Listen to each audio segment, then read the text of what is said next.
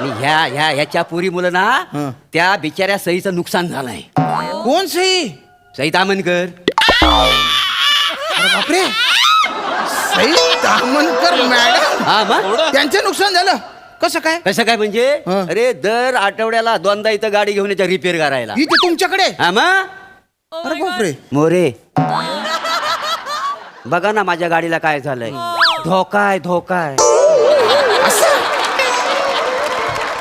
बघा ना माझ्या गाडीला काय झालंय. पुढे धोकाय धोकाय. ऍक्च्युली ना गाडीला काय झालेलं नसायचा. मग फक्त मला बघण्यासाठी ती नाही त्या गोष्टी करायची. मग वसाऱ्या त्याच्याबरोबर लग्न करायचं ना, मग माझ्या पोरगी सुटली असती ना. No, Sai is not my type.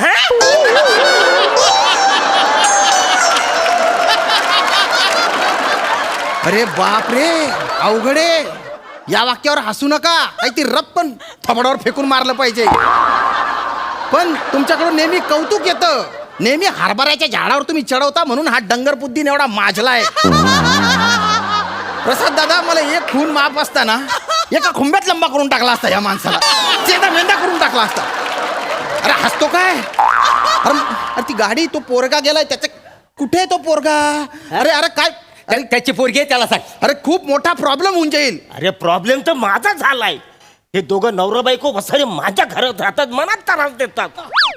वसारे ना कपडं सुकत घालायची दोरी आहे ना, आवऱ्या वर लावतात ना, मला कपडे सुकत घालताच येत नाही. उड्या मारून मारून मला कपडे सुकत घालावं ये लागतं. ये वसाड्या काठी घेऊन कपडे सुकायला घाल ना. मोठा शहाणा. ए.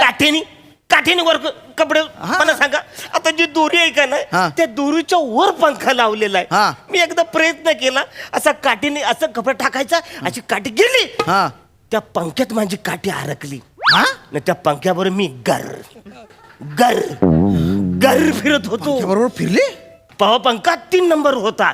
तर या वसारीने बंद करायला पाहिजे ना. तर या वसारीने कट कट कट 6 वर केला. 6 वर? मी आपला